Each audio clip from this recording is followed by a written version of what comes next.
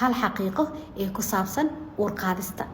بسم الله السلام عليكم magacaygu waa Dr. Yusuf daawada ma ogtahay in siigadu dhibaatooyin qarsoon ku keeni karto waa kuwan 5 qodob oo muhiim qodobka koowaad maskaxda ay daalisaa siigadu waxa ay keeni kartaa walbahaar diiqad iyo feejignaani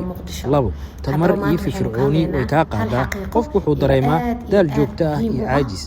saddex ku xirnaan ay keeni kartaa marka aad ku laabato way adkaanaysaa inaad iska joogto afar kalsoonida nafta way dhintaa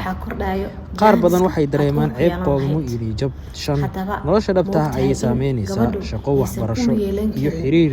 bulsho way ka daciifayaan haddii aad rabto xalaal iyo wacyigelin caafimaad xilligaas waa 5 ilaa 6 maalmood kaliya sababtoo ah gabadha ugxaanteeda waxa la soo daayaa hal maalin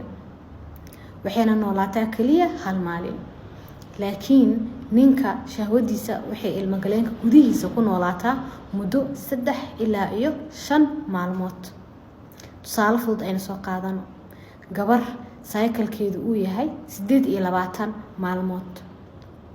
gabadhaas oo kaleeto maalinta ugxaanteeda la soo daaynayo waa maalinta 14aad marka maalinta 9aad ka soo bilaaw ilaa maalinta 14aad waa fertile windowgeeda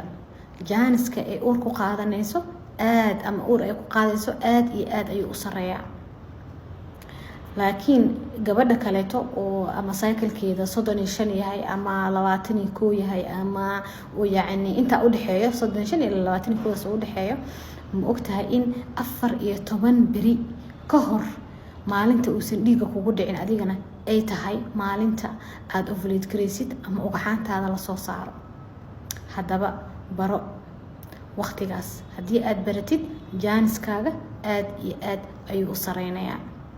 waa qofka caafimaad qabo aan dhibaato kaleeto aanan qabin hadaba soo dhawaada dhammaantiina waa mahadsantihiin